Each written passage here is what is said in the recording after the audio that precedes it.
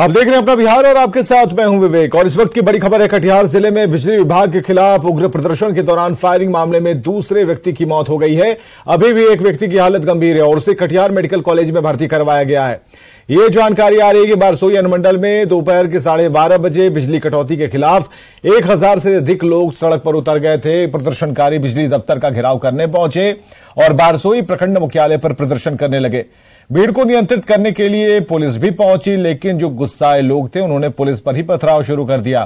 Police ने स्थिति को नियंत्रित करने के लिए लाठीचार्ज की। भीड़ जब उग्र हो गई तब पुलिस ने गोली चला दी।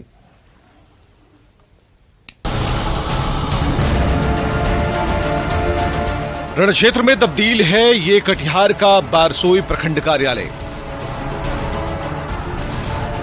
1000 के करीब लोगों की भीड़। ये लोग खराब बिजली व्यवस्था को लेकर प्रदर्शन करने आए थे, लेकिन अचानक भीड़ उग्र हो गई। फिर यहां जो कुछ भी हुआ उसकी किसी ने कल्पना नहीं की थी। आरोप है कि पुलिस ने पहले लाठीचार्ज किया, फिर फायरिंग की। गोली लगने से 2 युवकों की मौत हो गई, जबकि एक गंभीर रूप से घायल है। अचानक भीड़ आक्रोशित हो गए, जिसे कंट्रोल करने के लिए पुलिस को पहले लाठीचार्ज करना पड़ा और जब इससे भी बात नहीं बना तो पुलिस को गोली चलाना पड़ा। मोहम्मद खुर्शीद नियाज और सोनू को गोली लगी थी। गोली लगने से सबसे पहले मोहम्मद खुर्शीद की मौत हो गई थी। सोनू के पिता माणिक चंद शाह का कहना है कि उनका एक बेटा बिजली विभाग में नौकरी करता है। जब प्रदर्शनकारी भीड़ बिजली विभाग में तोड़फोड़ कर रही थी तभी उनका बेटा भी बिजली विभाग में था। इसे बचाने के लिए सोनू गया था, लेकिन उसको भी गोली लग गई। तो लाने गया, वो सब पब्लिक हटा रहा था, पुलिस वाला गोलीबारी कर रहा था और बच्चा को मेरा लाने जा रहा था, बड़ा बेटा को, इसी को गोली मार दिया माथा में। गोलीबारी की घटना के बाद इलाके में तनाव है, लेकिन मौके पर भारी संख्या में पुलिस बल की तैनाती कर दी गई है। जिले के बड़े अधिकारी मौके पर पहुंच गए हैं। हालांकि पुलिस का कहना है कि मौत कैसे हुई इसकी जांच की जाएगी। कटिहार के सांसद दुलाचंद गोस्वामी का कहना है कि खुद मुख्यमंत्री स्थिति पर नजर बनाए हुए हैं। जो भी दोषी होंगे उन्हें छोड़ा नहीं जाएगा। अगर गोली चली है तो ये बहुत ही गलत है और ये कतई नहीं होना चाहिए। जिस अधिकारी ने गोली चलाया है ऐसे लोगों पर भी सख्त से सख्त कार्रवाई होनी चाहिए। बीजेपी के प्रदेश अध्यक्ष सम्राट चौधरी ने नीतीश सरकार पर बड़ा हमला किया है। सम्राट चौधरी का कहना है कि नीतीश कुमार की पुलिस प्रदर्शन करने पर गोली मारती है। यह स्पष्ट है कि नीतीश कुमार जी अब पहले तो नौकरी मांगने पे गोली मार रहे थे, गोली चला रहे थे, अब बिजली मांगने पर भी गोली मारने का काम कर रहे हैं। अब किसकी गलती है ये तो जांच के बाद पता चलेगा, लेकिन अगर मौत पुलिस की गोली से हुई है तो ये बहुत ही गंभीर विषय है। न्यूज़ 18 के लिए कटिहार से सुब्रत गुहा, पटना से शैलेंद्र और दिल्ली से अमितेश की रिपोर्ट। बिहार के शिक्षा मंत्री चंद्रशेखर के कार्यालय में पिछले 21 दिन से सन्नाटा है, जबकि अपर मुख्य सचिव के पाठक लगातार एक्शन में हैं। एक तरफ जहां के पाठक रोज बैठक कर रहे हैं और शिक्षा विभाग को सुधारने की कवायद में जुटे हैं, वहीं शिक्षा मंत्री चंद्रशेखर अपने कार्यालय से दूरी बनाए हुए हैं। शिक्षा मंत्री अपनी पार्टी के ऑफिस में जनता दरबार लगा रहे हैं, लेकिन अपने मंत्रालय के बाहर पहुंचे फरियादियों से नहीं मिल रहे। आखिर क्यों है ऐसी स्थिति, ये बता रहे हैं हमारे सहयोगी रजनीश। बिहार के शिक्षा मंत्री चंद्रशेखर पिछले 21 दिनों से अपने कार्यालय नहीं पहुंच रहे हैं और शिक्षा विभाग एसीएस के पाठक ही चला रहे हैं। बताते चलूं कि पीत पत्र जारी करने के बाद जो विवाद शुरू हुआ था उसके बाद मंत्री जो है अब तक सचिवालय स्थित कार्यालय नहीं पहुंचे हैं। ऐसे में चाहे वो कर्मी हो या फिर फरियादी हो, मंत्री के आने का अब भी इंतजार कर रहे हैं। और दूसरी तरफ देख सकते हैं कि एसीएस के पाठक जो है अब भी अपने कार्यालय में मौजूद हैं और उनके गलियारे में हलचल तेज है, क्योंकि वो चैम्बर में इस वक्त मौजूद हैं और लगातार जो स्कूल है, कॉलेज है या बिहार की तमाम जो शिक्षा व्यवस्था है उसकी मॉनिटरिंग कर रहे हैं और एक्शन में दिख रहे हैं। यानी मंत्री की जो प्रदत्त शक्ति है उसको भी के पाठक जो है जुगाड़ के सहारे चला रहे हैं। ये हम नहीं बता रहे हैं, बल्कि जो सूचना मिल रही है, यानी 5 करोड़ से अधिक की जो वित्तीय शक्ति है वो मंत्री के हाथ में होती है, लेकिन के पाठक जो है खंड खंड में जो है फंड है उसको तोड़कर वित्तीय कार्य का भी निपटारा कर रहे हैं। और कोई भी काम फिलहाल जो है पेंडिंग में नहीं है, क्योंकि एसीएस के पाठक फुल फॉर्म में हैं। यानी डीईओ, डीपीओ, आरडीडी के पदस्थापन में भी खुद जो है निर्णय ले रहे हैं। यानी परमानेंट पोस्टिंग तो नहीं हो रही है क्योंकि ये अधिकार मंत्री को है, लेकिन के पाठक जो है सभी काम देख रहे हैं। और दूसरी तरफ जो बिहार शिक्षा सेवा के अधिकारी हैं उनकी भी जो है प्रतिनियुक्ति के पाठक ने खुद की है। और इस एक तरफ जो है मंत्री का चैम्बर है, आप देख सकते हैं लगातार सन्नाटा पसरा हुआ। स्टाफ हैं आप, क्या लग रहा है साहब नहीं आ रहे हैं? साहब आएंगे। कब आएंगे कुछ बताइए। आएंगे कुछ मैंने बोले होंगे ना, कब आएंगे? अभी कहाँ कुछ सर बोल रहे हैं, आएंगे मगर आएंगे। अच्छा, फाइल वगैरह ले जाते हैं कि नहीं? हम फाइल हो रहा है, फाइल यहाँ से ले जाते हैं, सिग्नेचर होके फिर फाइल ले आते हैं।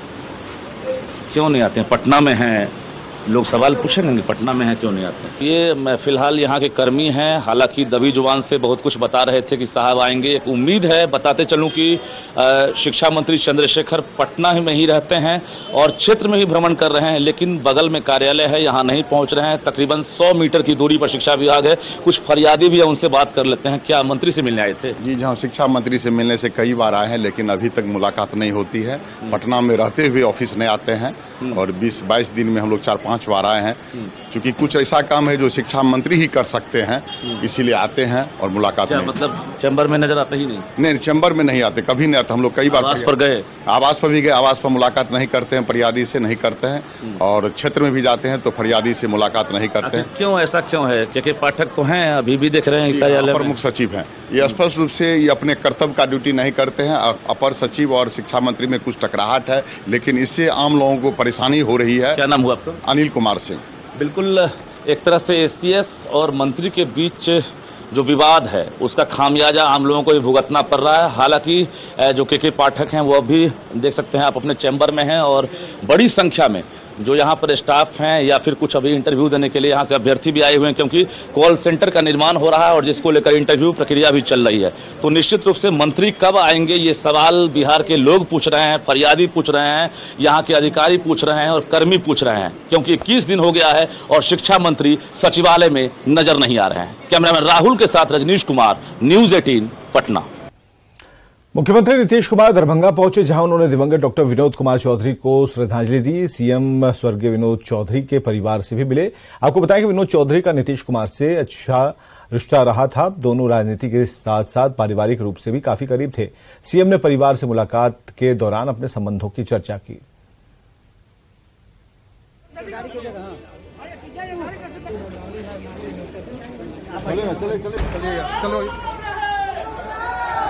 जब प्रारंभिक संघर्ष के दरमियान मुख्यमंत्री जी इसी आवास में रह करके यहाँ पर आंदोलन किया करते थे, तो उन्होंने कहा था ये तो पीछे का मकान है ना, चलो।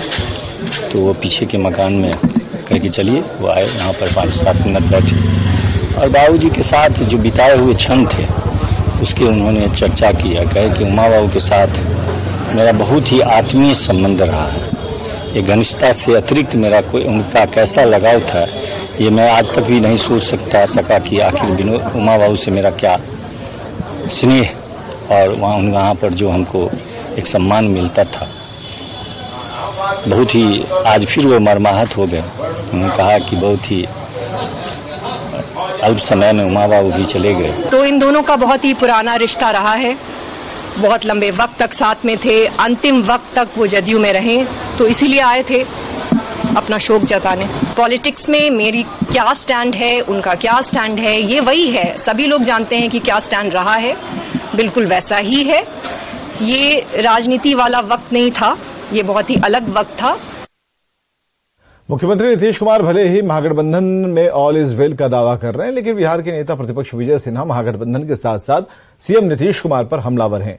नेता प्रतिपक्ष अपने कटिहार दौरे के दौरान राजस्व कर्मचारियों के तबादले पर रोक लगाने को लेकर मुख्यमंत्री को चुनौती देते हुए उन्होंने कहा कि कई मंत्रालय में घोटाले हैं, लेकिन सीएम डर रहे हैं।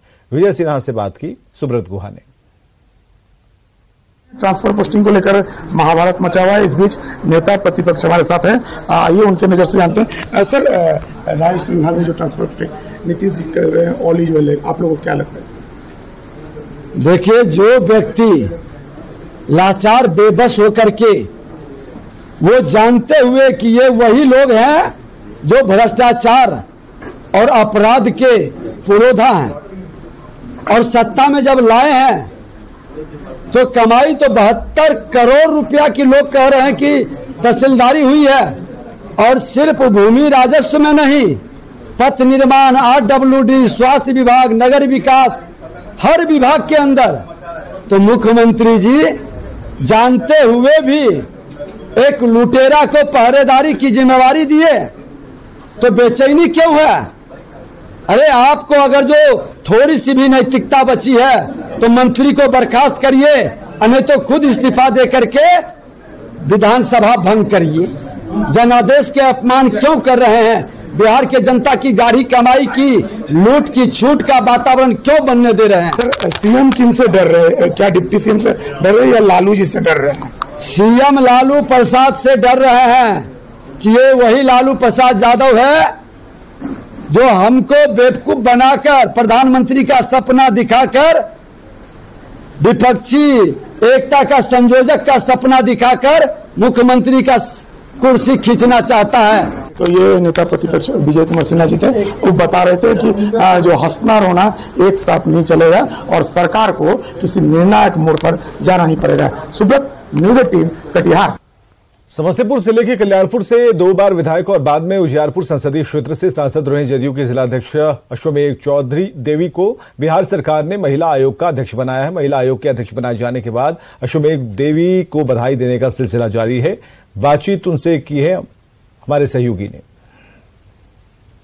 राज्य महिला आयोग के अध्यक्ष की घोषणा हो चुकी है और समस्तीपुर से उजियारपुर से पूर्व सांसद थे अश्वमेघ देवी, उनको इस पद के लिए मुख्यमंत्री के द्वारा चुना गया है और हम सीधे इनसे बात करना चाहेंगे। एक नया दायित्व तो आपको सरकार के द्वारा दिया गया, क्या कहेंगे? जिस विश्वास के साथ हमको मुख्यमंत्री जी ने महिला आयोग के अध्यक्ष बनाए हैं, मैं उसी उम्मीद पर मैं खड़ा उतरूंगी और जो महिलाओं के हित में जो काम होगी मैं काम करूंगी। अक्सर देखने को मिल रहा है कि काफी संख्या में केस पेंडिंग है महिला आयोग के अंदर, उसको लेकर के क्या कदम? मैं तो पहले ऑफिस ज्वाइन करूंगी, करने के बाद मैं उस पर मैं विस्तार पूर्वक बताने का काम करूंगी। तो आप अध्यक्ष बने, आपके प्राथमिकता क्या होगी? सबसे पहली प्राथमिकता सबसे पहले महिलाओं को सम्मान देना, महिलाओं के जो उत्थान के लिए हित में जो काम होगी वो मैं करूँगी। पिछले दिनों कई मामले ऐसे सामने आए हैं जो महिलाओं से जुड़े हुए हैं, बेगूसराय के जो काफी चर्चा में रहे, यह भी आपके सामने आएंगे, इसको किस रूप से देखते हैं? सामने जब आएंगे तो मैं काम करूंगी उस पर, जो मैं करते आई हूँ उसी तरह मैं उसको भी ले लूंगी प्रतिभा के अनुसार। तो ये अपने मजबूत इरादे के साथ जब ज्वाइन करेगी तो महिला कल्याण के क्षेत्र में मजबूती के साथ काम करने की बात इनके द्वारा कही गई है। Mukesh Kumar, news 18 network, Samastipur. संसद का मानसून सत्र 20 जुलाई को शुरू हुआ, तब से ही मणिपुर के मुद्दे को लेकर विपक्षी दल जोरदार हंगामा कर रहे हैं। विपक्ष की तरफ से अविश्वास प्रस्ताव लाया गया है। जेडीयू भी अविश्वास प्रस्ताव के समर्थन में है और दिल्ली में संसदीय दल की बैठक में इसके समर्थन का निर्णय लिया गया। गोपालगंज सांसद आलोक कुमार सुमन के आवास पर संसदीय दल की बैठक हुई, इसमें आगे की रणनीति पर चर्चा हुई। बैठक की अध्यक्षता जेडीयू के राष्ट्रीय अध्यक्ष ललन सिंह ने की। जेडीयू सांसद कल सदन में काले कपड़े पहनकर जाएंगे। मैंने पूरे अपने संसदीय दल की बैठक की थी आज, जो संपन्न हुई। बैठक के बाद हम लोग डिनर किए, सबका स्वागत हुआ और फिर आगे की रणनीति तय की गई। अविश्वास प्रस्ताव के समर्थन में इंडिया गठबंधन की तरफ से कल के सभी माननीय सदस्य या तो काला कुर्ता या काला गमछा या काला पट्टी लगाकर अपना विरोध दर्ज करावेंगे सदन के अंदर में कि सरकार चर्चा से कहीं न कहीं अपने आप को हट। देश के प्रधानमंत्री नरेंद्र मोदी और उत्तर प्रदेश के मुख्यमंत्री योगी आदित्यनाथ के आधार कार्ड से छेड़छाड़ करने के मामले में गुजरात पुलिस मंगलवार को मुजफ्फरपुर पहुंची और देर रात काठी थाना क्षेत्र से आरोपी को गिरफ्तार किया, अपने साथ ले गई। युवक की पहचान काठी थाना क्षेत्र के सदातपुर गांव के रहने वाले अर्पण दुबे उर्फ मदन कुमार के रूप में हुई है। अर्पण स्नातक का छात्र है और मूल रूप से पारू थाना क्षेत्र का रहने वाला है। मिली जानकारी के मुताबिक अर्पण यादव प्रधानमंत्री नरेंद्र मोदी और यूपी के सीएम योगी आदित्यनाथ के आधार कार्ड से छेड़छाड़ किया था और अलग अलग जगहों पर गलत तरीके से इस्तेमाल किया। उसके पास से मिले मोबाइल में आधार कार्ड में छेड़छाड़ करने का साक्ष्य मिला है। दोनों की जन्म तिथि समेत अन्य डाटा में छेड़छाड़ का प्रयास किया गया था और इसके बाद गुजरात के अहमदाबाद साइबर थाने की पुलिस ने मामला दर्ज कर जांच शुरू की। जांच के क्रम में मोबाइल के आईपी एड्रेस के जरिए डिटेल निकालकर आरोपी की गिरफ्तारी की कवायद शुरू की गई। माननीय प्रधानमंत्री और माननीय उत्तर प्रदेश के मुख्यमंत्री योगी आदित्यनाथ जी का वो किया था क्या आधार कार्ड में प्रवेश करके उनके जन्मतिथि के साथ छेड़छाड़ किया था। मोबाइल को सर्च की तो एप्लीकेशन उसके मोबाइल में पाया गया, तदनुसार को गिरफ्तार करके अपने साथ। देश के प्रधानमंत्री नरेंद्र मोदी और उत्तर प्रदेश के मुख्यमंत्री योगी आदित्यनाथ के आधार कार्ड के साथ छेड़छाड़ करने का एक मामला सामने आया और इस मामले में जो मुख्य तार जुड़ा वह मुजफ्फरपुर से जुड़ा। दरअसल गुजरात पुलिस देर रात मुजफ्फरपुर पर पहुंची थी और यहां से इस मामले के मुख्य आरोपी अर्पण दुबे को गिरफ्तार किया है। अर्पण दुबे कांटी थाना क्षेत्र के सदातपुर में था और पुलिस जब यहां पर गुजरात की टीम यहां पर पहुंची थी, साइबर सेल की टीम यहां पर पहुंची थी, तो पहले एसएसपी ऑफिस में यहां पर टीम आई थी। एसएसपी से उन्होंने बातचीत की थी। उसके बाद वहां पर जो टीम है वह कांटी गई। कांटी थाना और अहियापुर थाना की टीम भी साथ में गई। गुजरात साइबर सेल की टीम जो थी वह गई, वहां पर छापेमारी की और वहां से अर्पण दुबे को गिरफ्तार कर लिया। बताया जा रहा है कि अर्पण दुबे ने प्रधानमंत्री नरेंद्र मोदी और उत्तर प्रदेश के मुख्यमंत्री योगी आदित्यनाथ का आधार कार्ड जो है वह गलत तरीके से उसका यूज कर रहा था, उसके साथ छेड़छाड़ कर रहा था और अलग अलग जगह पर मिसयूज कर रहा था, जिसकी खबर जैसे ही